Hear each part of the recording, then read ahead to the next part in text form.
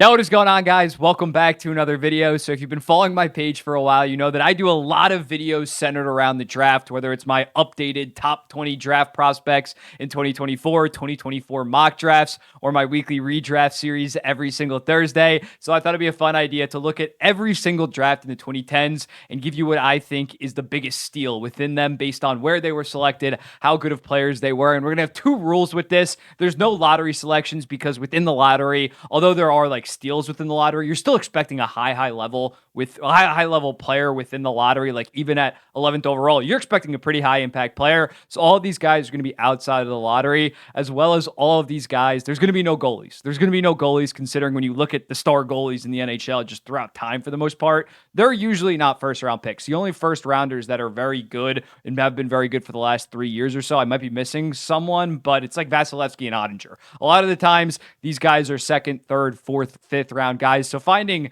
a goalie late in the draft, although it's impressive, that's where most of the elite goalies are. And oftentimes, goalies do not go in the first round. You're not really expecting that much as goalie prospects, considering they're so erratic. So no lottery picks and no goalies within this. So let's get into it. In 2019, I'm going to rattle off some of the honorable mentions, then give you my guy, explain why. In 2019, we got guys like Nils Hoglander, who went 40th overall, really breaking out this season. Fantastic at even strength play. Shane Pinto at 32nd, also having a fantastic season after missing the first half of the season with goddamn gambling suspension. But the winner, obviously, is Matias Maccelli. He went in the fourth round, 98th overall. And when you look at him the last two seasons, he's been a very good second liner. Would have probably won the Calder if he played like 77, 78 games. He had 49 points in 64 games, by far the leader in points per game out of any rookie. And this year he has 48 in 68 games, and he's not even on the top power play for the Arizona Coyotes. He's one of the best passers in the entire NHL. He's 37th in the entire NHL in terms of primary assists, with 24 out of his 35 assists being goddamn primary assists. So I think if this guy did play on the power play next year with the Arizona Coyotes, he'd be an easy 65, 70 point guy, in my opinion. And to get him at 98th overall is really crazy for the Arizona Coyotes with their ongoing rebuild. In 2018, we got guys like Sean Durzi at 52nd overall, Philip Kurashev at 120th, who is really broken out, but a large part of that is because he's playing with Connor Bedard. But I think the clear pick right now is Weager Govic, my favorite player, went in the fifth round, 141st to the New Jersey Devils. Now, he was an overage guy. I think he was like a year and a half older than the cutoff, so he was more mature than his contemporary. So he was able to play in the NHL basically right out of the rip, like a year later after being drafted. And he was a very good player. First two seasons, 40 goals, 36 assists, 76 points in 130 games, mainly playing on Jack Hughes' wing, which definitely helps you out. He really struggled last year. As a result, gets traded for Tyler Toffoli in a third-round pick, legendary trade. And he's been fantastic this season, 28 goals, 22 assists, 50 points in 68 games. Do I think he's going to put up this goal production every single year? Probably not, but I think he's going to be a high-level, high 20s and 20s kind of guy going forward. He is shooting 19.8%, and the underlying numbers aren't that fantastic. He is just finishing at a very high rate. But again, 141st overall for this guy to turn into such a good player. And this is just the best value. I know they eventually traded him for not that good, but in terms of value, to get a guy like Weager and Govic at 141st overall, very good work by the New Jersey Devils, and now he's obviously on the Calgary Flames. 2017, Mikey Anderson went 103rd, very good top four defenseman. Robert Thomas went 20th, which still is a first round pick, but he smashed expectations for 20th overall. Drake Batherson, you could maybe make an argument for. He was 121st, so he was a late, basically like the bottom five pick in the fourth round. He's turned into an absolute stud, but I think the clear right pick for this is Jason Robertson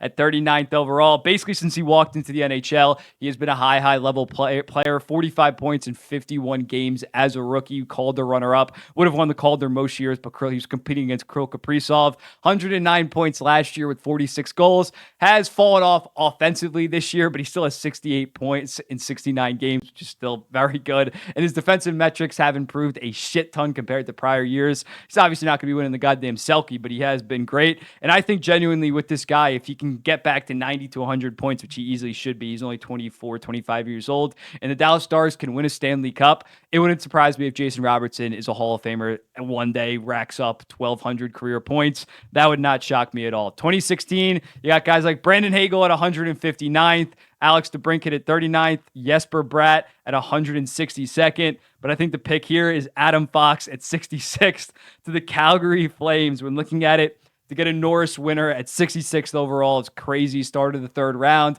And he's basically been, it's not just a one-hit wonder with that. He's been a top 3, definite top 5 defenseman every single year since that Norris win.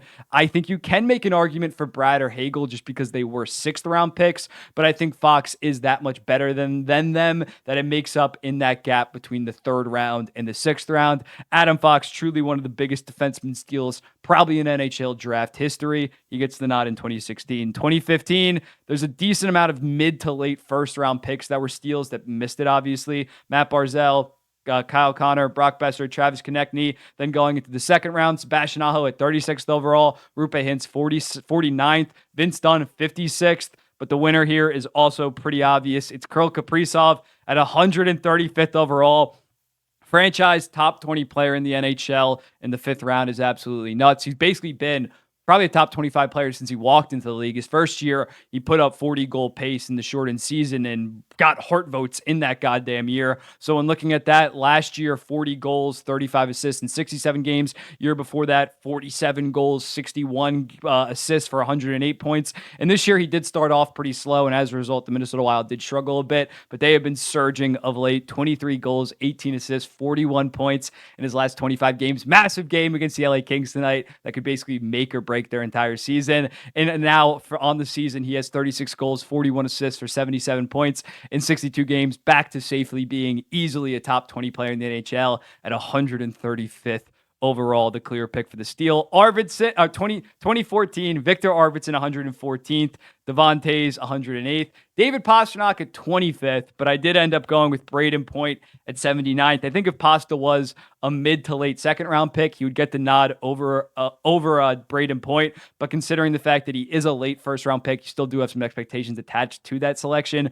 Versus 79th overall, kind of middle of the 3rd round. I think you got to go to Braden Point here. He's basically been a top 10 center since 2018. Number 1 center on back-to-back Stanley Cup teams and playing his best hockey, especially the last 2 seasons, at least regular season wise. 51 goals, 44 assists, 95 points last year, on a kind of ish similar pace this year. When looking at him, 38 goals, 37 assists, 75 points in 68 games. Obviously, with Nikita Kucherov, they form one of the most electric offensive duos in the entire NHL. So to get that in the middle of the 3rd round, crazy. 2013, this is probably the closest one. Oliver Bjorkstrand at 89th overall. He's not that close. But Buchnevich at 75th. I almost went with Gensel at 77th. Again, this is the closest one, but I did end up going with Mackenzie Weegar at 206th overall. He was a 7th round pick versus Gensel, middle of 3rd round. When looking at it, the difference between the 3rd rounders in the NHL, there's a bunch, maybe not Jake Gensel, quite Jake Gensel level. Well, yeah, Jake Gensel level, you got guys like Braden Point, but there's a couple Jake Gensel top 50, top 60 players that did go in the 3rd round. When looking at the 7th round picks, just historically, and right now it's Weager and Pavelski, that's really it. The next best guy is like Haula and Andre Palat, funny enough, both on the New Jersey Devils. So there's a massive drop-off. The fact that Weager, basically the last 4 years, has been a top 20 defenseman in the entire NHL, outside of maybe last year, but even last year's underlying numbers were still great. Weager turning into that at 206. You just don't give a shit about seventh round picks for the most part. 3rd round picks do still have value. So that's why I'm ending up going with Mackenzie Weegar. Goal scoring machine this year, 16 goals, 24 assists for 40 points in 68 games. Mackenzie Weegar's an absolute stud and one of the best draft picks of the 2010s. 2012, Adam Pelech, 65th overall. Got this bear, 78th. Stevenson, 77th. Parayko, 86th. But I went with Jacob Slaven at 120th overall. Not much to debate here. I think this is a pretty obvious one. He was taken after those guys, as well as just being the better player. Basically, he's been the best defenseman in the NHL for the last 7 to 8 years for the most part, while also being pretty solid defensively, 30 to 40 points, being Carolina's number 1 defenseman, as they have just been they've been a regular season wagon basically since 2019, 2020, consistently over 100 points. Slaven was an absolute steal here for the Carolina Hurricanes. 2011, Johnny Gaudreau maybe could have had a case 2 years ago at 104th over a guy that I ended up choosing. Trocheck, 64th. Palat, 208th. One of those rare 7th round picks to make it. But obviously, right now, Nikita Kucherov, 58th overall. It's got to be him. Future top 50 player in the entire NHL history for the most part, considering the way he's tracking yet again. Probably going to be a Hart finalist this year. The last 5 years for the most part, he's been putting up around the 120-point pace. Truly one of the most offensively prolific players in NHL history. And the fact that he was the 3rd to last pick in the second round is absolutely insane. And that's how the Tampa Bay Lightning were able to build basically their dynasty, by getting him at 58th point in the goddamn third round, as well as using a first on Vasilevsky and then winning the lottery and first Stamkos and then finishing second for Victor Hedman. That's basically how Tampa's just fantastic depth drafting turn them into the almost dynasty that we know. Obviously, if they win a Stanley Cup soon, then they're a full-on dynasty. But great work by Steve Yzerman at the start of the 2010s. 2010, we have Tyler Toffoli at 47th overall, Brock Nelson 30th overall, Brendan Gallagher 147th, Zach Hyman 143rd. Just kind of took a little bit longer to get going. But the winner here is also pretty obvious. It is Mark Stone at 178th overall, a late 6th round pick for Ottawa to turn into players that he did. Almost won the call during his rookie year.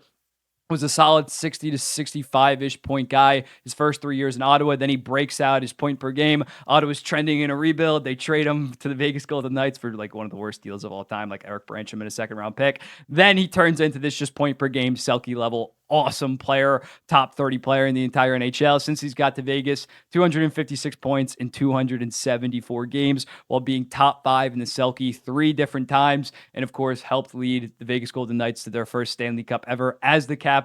178th overall. Crazy. So let's run it back. 2019 Melli, 2018 Sharon Govic, 2017 Robertson, 2016 Fox, 2015 Capriso, 2014 Point, 2013 Mackenzie Weager, 2012 Slaven, 2011 Kucherov, 2010 Mark Stone. Let me know in the comments, what do you think about this? And I'll be seeing the next one.